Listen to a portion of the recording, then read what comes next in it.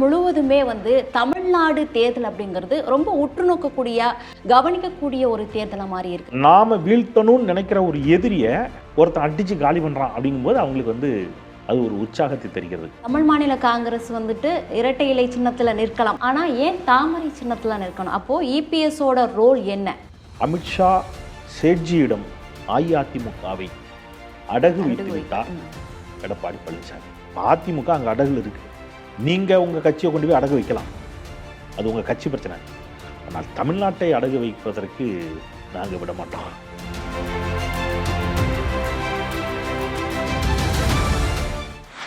இன்றைக்கு கேள்விக்கு என்ன பதில் நிகழ்ச்சியில் நம்மோடு பேசுவதற்காக அரசியல் விமர்சகர் திரு செந்தில்வேல் அவர்கள் இருக்காங்க. அவங்க கிட்ட பேசலாம்.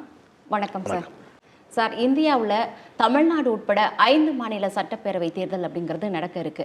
ஆனால் இந்தியா முழுவதுமே தமிழ்நாடு தேர்தல் அப்படிங்கிறது ரொம்ப உற்று நோக்கக்கூடிய கவனிக்கக்கூடிய ஒரு தேர்தலை மாதிரி இருக்கு. இதற்கு பின்னாடி இருக்கக்கூடிய அந்த அரசியல் நுணுக்கங்கள், அந்த காரணங்கள் என்ன சார்? அது ஒரு நூற்றாண்டு வரலாறு. நீங்கள் ஒரு நூற்றாண்டு வரலாற்றை ஒற்றை கேள்வியில் கேட்குறீங்க. நான் வேணா இப்போ சமீபத்தில் நடந்த ஒரு உதாரணத்தை வச்சு உங்களுக்கு அது ஏன் இந்தியாவை உற்று நோக்கிறதுங்கிற பதிலை சொல்கிறேன். இந்திய நாடாளுமன்றத்தினுடைய மக்களவையில் ராகுல் காந்தி அவர்கள் ஆவேசமாக ஒரு உரையை ஆற்றினார். அதில் அவர் சொல்கிறார், you will never ever enter in your entire life. எங்கே? தமிழ்நாட்டுக்குள்ளே நீங்கள் உங்களுடைய வாழ்நாளில் இப்போது மட்டுமல்ல எப்போதும் ஒருபோதும் நீங்கள் நினைச்ச முடியாது, கால் பதிக்க முடியாது என்று தமிழ்நாட்டிற்குள் சொன்னார். என்ன நம்பிக்கையில் சொன்னார் அப்படின்னா, இங்கே இருக்கக்கூடிய திராவிட இயக்கங்கள், பெரியார், அண்ணா, கலைஞர், அவருடைய வழியில் வந்திருக்கக்கூடிய முத்துவேல் கருணாநிதி ஸ்டாலின் தலைமையிலான மதச்சார்பற்ற முற்போக்கு கூட்டணி, அதன் மீது இருக்கக்கூடிய அந்த நம்பிக்கையில் அவர் அந்த சவால், அந்த சேலஞ்சை அவர் பண்ணுறார். பாஜகவை பொறுத்தளவில் இந்தியாவினுடைய எல்லா மாநிலங்களிலும் ஏதோ ஒரு இடத்துல அவங்க தங்களுடைய கால் தடத்தை பதித்து விட்டாலும் கூட தமிழ்நாட்டில் அவர்களால் அவருடைய கால் தடத்தை பதிக்க முடியலை. கடந்த நாடாளுமன்ற மக்களவைத் தேர்தலை பொறுத்தளவில் இடதுசாரிகளினுடைய கோட்டையாக இருக்கக்கூடிய கேரளாவில் கூட அவங்க ஒரு இடத்தில் வென்று விட்டார்கள்.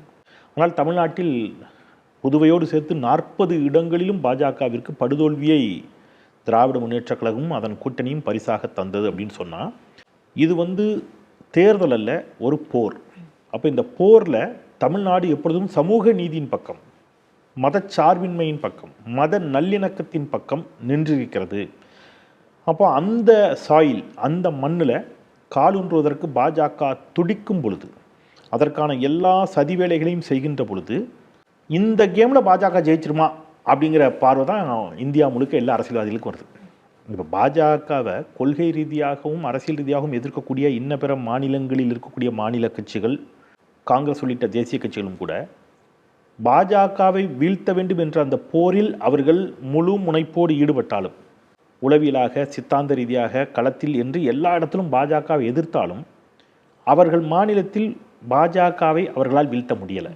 அப்போ நாம் வீழ்த்தணும்னு நினைக்கிற ஒரு எதிரியை ஒருத்தன் அடித்து காலி பண்ணுறான் அப்படிங்கும்போது அவங்களுக்கு அது ஒரு உற்சாகத்தை தருகிறது. எதிரியை நீ வா, எலெக்ஷன் ரிசல்ட் வரட்டும், தமிழ்நாடு உன்னை ஓட விடும்பாரு அப்படின்னு அவங்களுக்கு அது ஒரு மகிழ்ச்சி. வாங்கினியா, தமிழ்நாட்டில் தோத்தியா அப்படிங்கும்போது வட இந்தியாவில் பாஜகவை வீழ்த்த முடியாமல் வருத்தத்தில் அல்லது அந்த அந்த என்ன சொல்கிறது, அவங்களுக்கு அந்த கோபம் இருக்குது, வருத்தம் இருக்குது, ஆற்றாமை இருக்குது. ஆனால் அவங்களும் உழைக்கிறாங்க, நான் யாரையும் குறைமதிப்பீடு செய்ய விரும்பல. அப்படி வரும்போது அந்த எதிரி இங்கே வீழ்த்தப்படுகின்ற பொழுது எல்லோரும் சேர்ந்து தான் வீழ்த்துறோம், அதில் மாற்றுக்கிறது இல்லை. கூட்டணியாக மதச்சார்பற்ற முற்போக்கு கூட்டணி எல்லோரும் ஒன்றிணைந்து வீழ்த்துகின்ற பொழுது அது இந்தியா முழுவதும் ஒரு கவனத்தை பெறுவதற்கு அதுதான் காரணம். ஒரு முறை அமித்ஷா பேசும்போது என்ன சொல்லியிருந்தாருன்னா, பீகாரை முடிச்சிட்டோம், அடுத்தது எங்கள் டார்கெட் தமிழ்நாடு தான் அப்படின்னு ஒரு ஆணவம் மிக்க ஒரு பேச்சை பேசினார். அப்போ இந்த தேர்தல் அவர்களும் அந்த உற்று நோக்கி இருக்காங்க. குறிப்பாக பாஜக அரசு இதை எப்படி கையாள போகுது அந்த மாதிரி.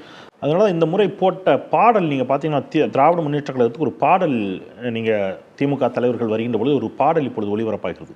பெரும் பெரும் பருந்து வரும் வரும் ஒளிந்து நடிப்பினை புரிந்து விரட்டுவோம் துணிந்து. அந்த பாடலுடைய அர்த்தம், பெரும் பெரும் பருந்து என்பது யார? பாசிச பாஜக. இப்போ பெரும் பெரும் பருந்து இல்லையா, அது வரும் வரும் ஒளிஞ்சு வருது அதிமுக என்ற போர்வைக்குள் இல்லையா, எல்லாம் ஒளிஞ்சு வருது.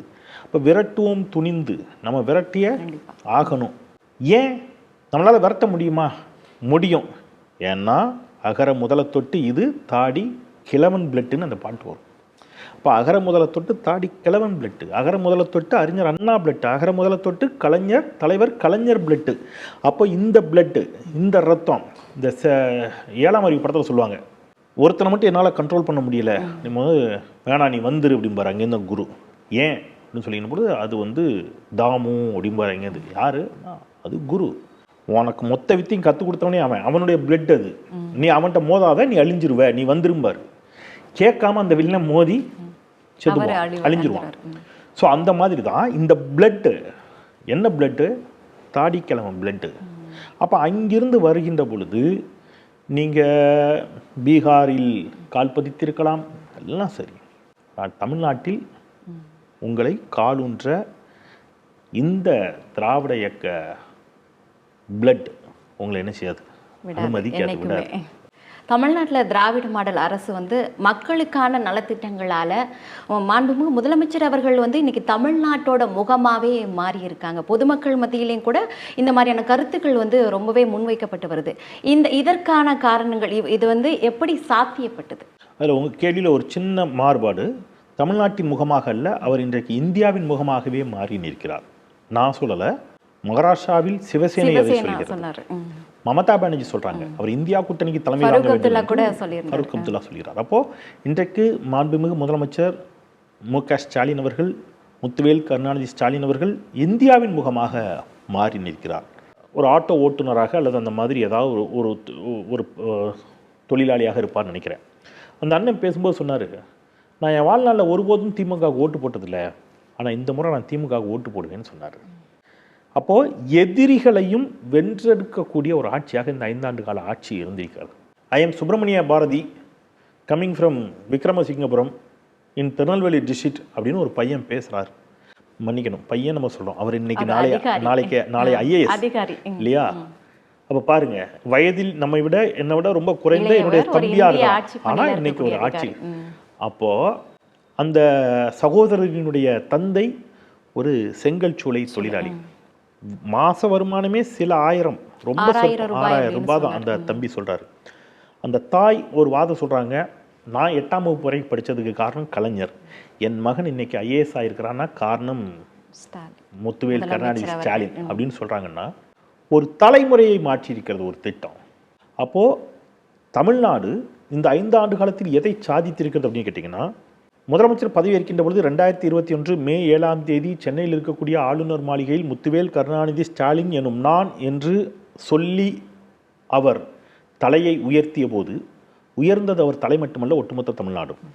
ஏன் அப்படின்னு கேட்டிங்கன்னா, அவர் பதவி ஏற்கின்ற பொழுது 0.07 அப்படிங்கிற அளவில் தான் என்ன இருந்துச்சு தமிழ்நாட்டுடைய பொருளாதாரம். அதாவது ஒரு விழுக்காடு கூட இல்லை. இன்றைக்கு இரட்டை இலக்கத்தை அவர் சொன்னார். அதுதான் முக்கியம். இந்த 5 ஆண்டு காலத்திற்குள் தமிழ்நாட்டின் பொருளாதார வளர்ச்சியை இரட்டை இலக்கத்திற்கு எடுத்து செல்வது இந்த அரசின் லட்சியம், நோக்கம்னு சொன்னார்.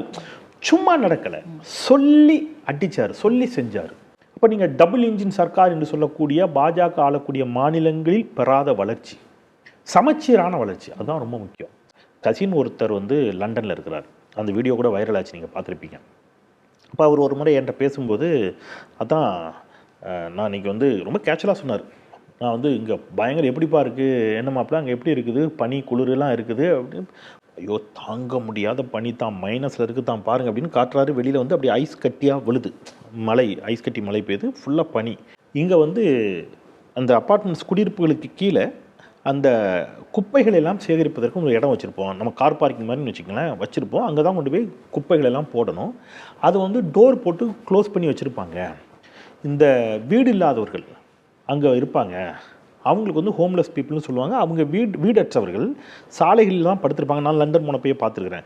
நம்ம இங்கே பொது புத்தி என்னென்னா, அமெரிக்காவில் லண்டன்லாம் பிச்சைக்காரர்களே இருக்க மாட்டாங்க, அப்படிலாம் இல்லை. அமெரிக்காலையும் பிச்சைக்காரர் இருக்கிறாரு, நான் பார்த்துருக்குறேன். லண்டன்லேயும் இருப்பாங்க. அப்போ அந்த வீடற்றவர்கள் என்ன பண்ணுவாங்கன்னா, இந்த பூட்டை உடைச்சி, ஏன்னா குளிர் தாங்க முடியாது, பூட்டை உடைச்சி அந்த ஷெல்டருக்குள்ளே புகுந்து, அங்கே வேற ஒன்றும் கிடையாது, குப்பை தான் இருக்கும், இந்த குளிருக்காக, ஏன்னா மேற்கூரை இருக்குது, அதில் போய் இருந்து பார்க்கலாம் அப்படின்னு. இதை சொன்ன உடனே நான் சொன்னேன், எப்பா அவ்வளோ வளர்ச்சி அடைந்த லண்டனில் பூட்டை உடைச்சி வீடற்றவர்கள் உள்ளே போய் குளிருக்கு தங்களை தற்காத்து கொள்ளும் நிலையில் இருக்கிறாங்க. தமிழ்நாட்டில் வீடற்றவர்களுக்கு மெரினா கடற்கரையில் மிகச் சிறப்பாக ஒரு தங்குமிடத்தை இந்த அரசு கட்டி கொடுத்துருக்கு. யோசிச்சு பார்த்தியா நீன்னு சொன்னேன். ஐயோ ரொம்ப சூப்பராக இருக்குதான் இதுன்னு சொல்லிட்டு அவர் என்ன பண்ணார், உடனே அதை ஒரு வீடியோவாக எடுத்து அந்த பூட்டு உடைக்கப்பட்டது அந்த உள்ளே இருக்கிற ரூம் எல்லாம் காட்டி, பாருங்கள் இங்கே தான் வந்து தங்குறாங்க, ஆனால் சென்னையில் இப்படி ஒன்று நடந்திருக்குதுங்கிறது எனக்கு மகிழ்ச்சினார். அந்த வீடற்றவர்களுக்கு கட்டி கொடுக்கப்பட்ட அந்த அரங்கத்தில் வசிப்பவர்களுக்கு வாக்குரிமை கூட கிடையாது. நான் ஏன் சொல்கிறேன்னா, எல்லோருக்கும்னு ஒரு அரசு சிந்திக்குது இல்லையா, இவங்களுக்கு ஓட்டே கிடையாது. அப்போ ஓட்டுக்காக மட்டுமே இந்த அரசு செயல்படலைங்கிறதுக்காக சொல்ல வரேன். வாக்குரிமை இல்லாதவர்களுக்கு கூட ஒரு ஒரு நலத்திட்டத்தை கொண்டு போய் சேர்த்த அரசாக, செய்கின்ற அரசாக இந்த அரசு இருக்கின்ற காரணத்தினால் பாஜக இந்த மண்ணில் காலூன்றுவது மிக கடினம்னு சொல்கிறதுக்கு காரணம். இந்த வளர்ச்சி திட்டங்களை பற்றி பேசினா நிறைய பேசலாம். இன்றைக்கி நிறைய பேர் சொல்லும்போது நான் கூட பொதுக்கூட்டங்கள் எல்லாம் கேட்பேன், எத்தனை நாள் ஒரே அரசு இருக்கணும், ஒரு மாற்றம், அப்படி ஒரு பேச்சு வரும், ஒரு மாற்றம். நான் சொல்லுவேன், சரி நல்ல மாற்றம் ஒன்றே மாறாதது, எதை மாற்றணும் சொல்லுங்கள். 69 விழுக்காடு இடம் ஒதுக்கிட்டியா, பெண்களுக்கான சொத்துரிமையா, மகளிர் உரிமை தொகையா, புதுமை பெண் திட்டத்தையா, நான் முதல்வன் திட்டத்தையா, தமிழ் புதல்வன் திட்டத்தையா? இன்றைக்கு உலகம் முழுவதும் பெண்கள் சந்திக்கக்கூடிய மிகப்பெரிய சேலஞ்ச் அப்படிங்கிறது கர்ப்பவாய் புற்றுநோய். அதுக்கான இல்லையா, ஒரு ஊசி 8,000 ரூபாய் 9,000 ரூபாய், 3 ஊசி போட்டுக்கணும், 24,000 ரூபாய் 25,000 ரூபாய் ஆகிடும் நீங்கள் 3 ஊசி போடுறதுக்கு. 5 வயது முதல் 14 வயதுக்குட்பட்ட குழந்தைகளுக்கு அந்த தடுப்பூசியை இலவசமாக செலுத்துகிறது இந்த அரசு. அதை மாற்ற போறீங்களா? அது எப்படி இருக்குன்னு கேட்டிங்கன்னா, 99 மார்க் எடுத்த மாணவன்கிட்ட நீ ஏன் 99 எடுத்த 100 எடுக்கலன்னு ஒருத்தர் கேட்குறாரு. சரிப்பா நீ எவ்வளவுப்பா எடுத்தேன்னு கேட்டால் அவர் 5 மார்க்கு 6 மார்க்கு 8 மார்க்கு 10 மார்க் எடுத்தவர். 35 மார்க்கு கூட எடுத்து தேர்ச்சி பெறாத ஒருவர் 99 மதிப்பெண்கள் எடுத்த ஒருவரிடம் அந்த ஒரு மதிப்பெண்களை ஏன் எடுக்கவில்லை என்று கேட்பது போன்ற விமர்சனங்கள் தான் இன்றைக்கு எதிர்க்கட்சிகள் இந்த அரசின் மீது வைக்கக்கூடிய விமர்சனங்கள். தமிழ்நாட்டில் பிரதான எதிர்க்கட்சியா அதிமுக இருக்கு. என்டிஏ அதிமுக தலைமையில் தான் என்டிஏ கூட்டணி இருக்கு அப்படிங்கிறது எதிர்க்கட்சியில் இபிஎஸ் ஒரு பக்கம் சொல்லிட்டு இருக்காரு. ஆனால் தொகுதி பங்கீட்டுக்கு டெல்லி போறாரு. இவரை நம்பாம அவருடைய கூட்டணி கட்சிகளான டிடிவியும் அன்புமணியும் அவங்க தனியாக டெல்லி போறாங்க. இப்போ தமாக தமிழ் மாநில காங்கிரஸ் இரட்டை இலை சின்னத்தில் நிற்கலாம். ஒருவேளை அவர்களுடைய சின்னம் கிடைக்கவில்லை என்றால் இதில் நிற்கலாம். ஆனால் ஏன் தாமரை சின்னத்தில் நிற்கணும்? அப்போ இபிஎஸோட ரோல் என்ன? மாநில சுயாட்சி சுய உரிமைன்னு அண்ணாவோட அந்த கொள்கைகளை அவங்களோட கட்சி பேரில் வச்சுருக்கக்கூடிய ஒரு கட்சி திராவிட சித்தாந்தங்களை மறந்து ஆரிய சித்தாந்தங்களுக்கு அடிபணிஞ்சு போகிறது அப்படிங்கிறது அதிமுகவை ஒரு அழிவை நோக்கி நகர்த்தி கொண்டிருக்கிறதா? அவங்க அஇஅதிமுகவை மட்டும் அழிவை நோக்கி நகர்த்தவில்லை, ஒட்டுமொத்த தமிழ்நாட்டையும் அழித்து விடுவார்கள்ங்கிற அச்சம் எனக்குலாம் இருக்குது. நீங்கள் திராவிட முன்னேற்ற கழகம் பாரதிய ஜனதா கட்சியோடு கூட்டணி வைத்தது இல்லையா அப்படின்னு கேட்குறாங்க.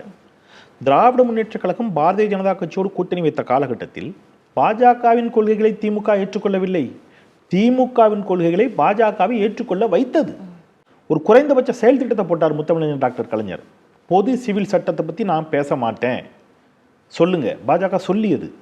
அயோத்தியில் ராமர் கோயில் கட்டுவதை பற்றி நான் பேச மாட்டேன், சரி.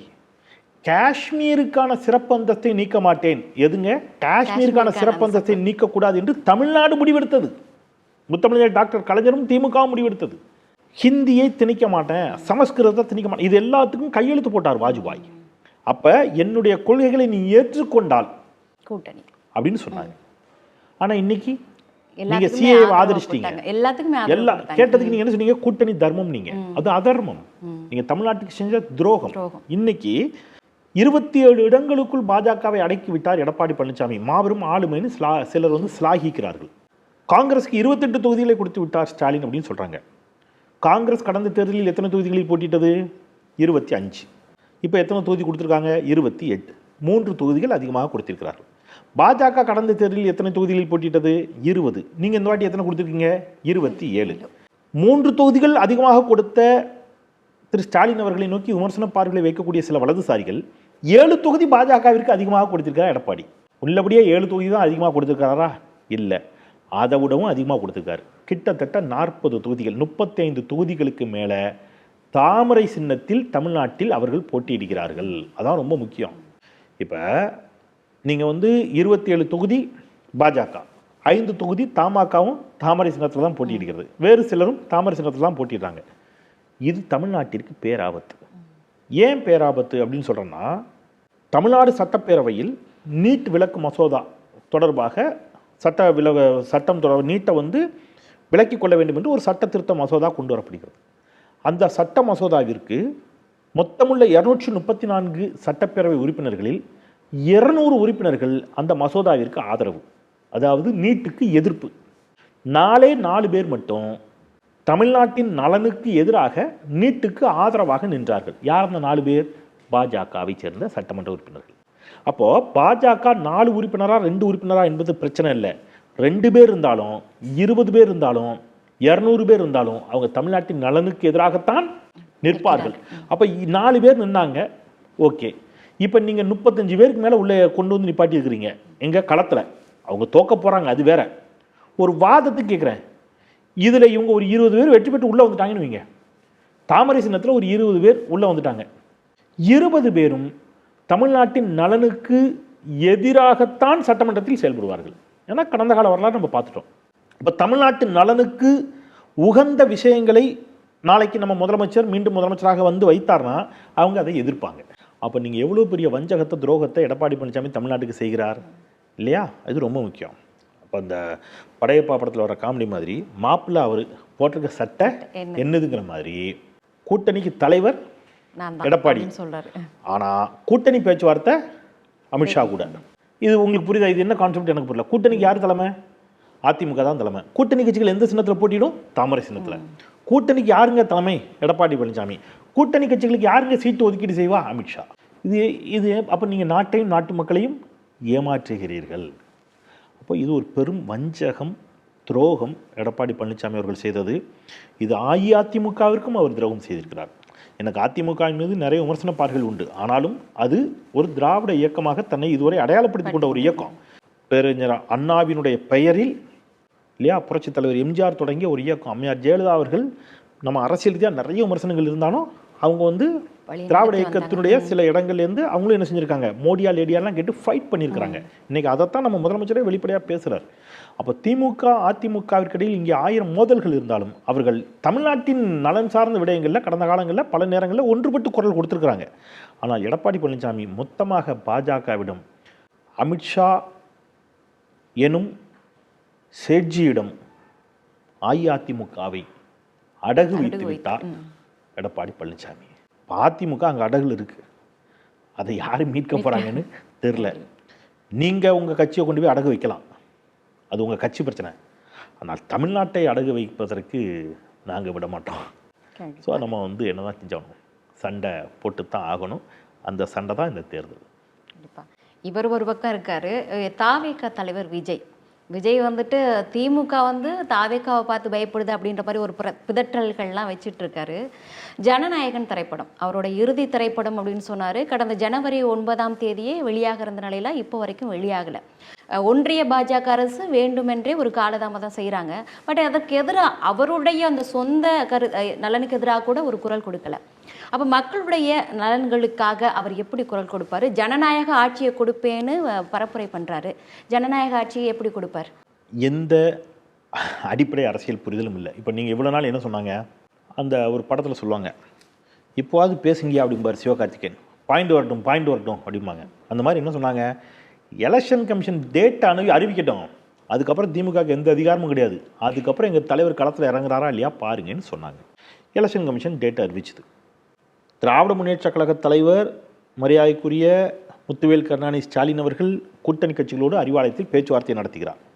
ஒரு பக்கம் பொதுக்கூட்டம், மாநாடு, பேச்சுவார்த்தைன்னு பிஸி ஆகிட்டார். எடப்பாடி பழனிசாமி டெல்லியில் போய் அமித்ஷாவை பார்த்துப்பதற்காக காத்து கிடைக்கிறார், அவரும் பிஸியாக இருக்கிறார். அப்படியே நீங்கள் பேன் பண்ணி கேமராவை திருப்பி எங்கப்பா இருக்கிறாரு விஜய்னு தேட்டிங்கன்னா, அவர் மும்பையில் இயக்குனர் அட்லியினுடைய இணையருக்குடைய வளகாப்பு வீட்டில் உட்காந்துருக்கிறார். அவர் ஒரு பக்கம் வளகாப்பு இப்போ இப்படி போயிட்டுருக்கிறார். தப்பு இல்லை, அதெல்லாம் ஒன்றும் தப்பு இல்லை.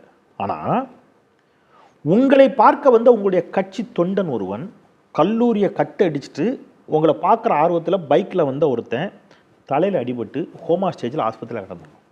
போய் பார்த்தவர் கல்வி அமைச்சர் அன்பில் மகேஷ். நீங்கள் போய் பார்த்தீங்களா? இல்லை. அந்த பையன் இறந்துட்டான். இப்போ போனீங்களா? இப்பவும் அன்பில் மகேஷ் தான் போனார். மாண்புமிகு முதலமைச்சரினுடைய ஆலோசனையில் உத்தரவில் அவர் போய் ஆறுதல் சொல்லுகிறார் அந்த தந்தைக்கு. நீங்கள் எங்கே நிற்கிறீங்க? அட்லி வீட்டு வளகாப்பில் நிற்கிறீங்க. நான் தனிப்பட்ட விஷயத்தை பேசுகிறதா எடுத்துக்காதீங்க.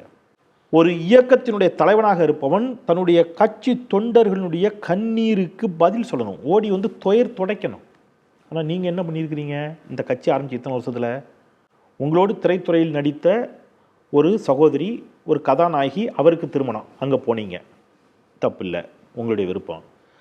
உங்கள் கட்சிக்கு பெருமளவில் நிதி தந்து கல்லூரியில் இடம் கொடுக்குற ஒரு கல்லூரி முதலாளி வீட்டில் ஒரு ஃபங்க்ஷன், அங்கே போனீங்க, உங்களுடைய உரிமை.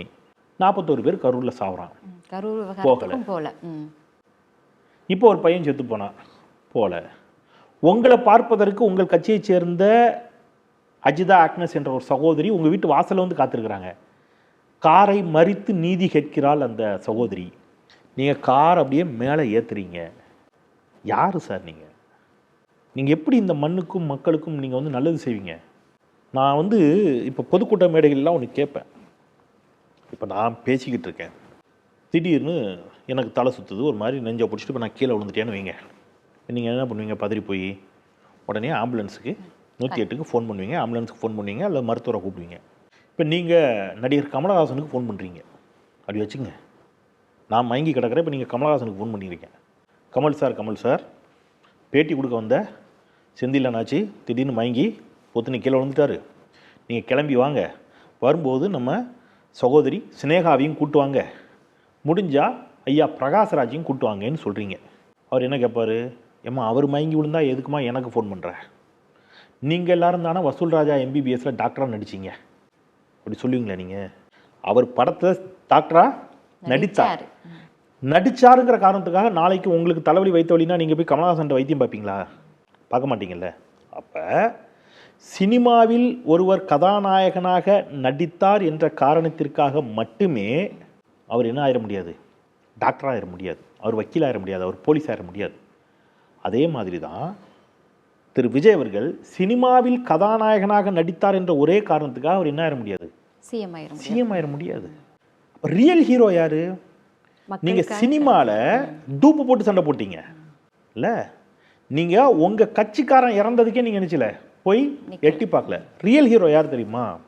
கொரோனா பேரிடரின் பொழுது தங்கள் உயிருக்கு பயந்து கட்டிய மனைவியை பார்க்க மறுத்த கணவன். செய்தி, கட்டிய கணவனை வாயிலேயே வாசல்படியிலேயே நிறுத்திய மனைவி, பெற்ற தாயை சந்திக்க மறுத்த பிள்ளைகள், இதெல்லாம் செய்தி.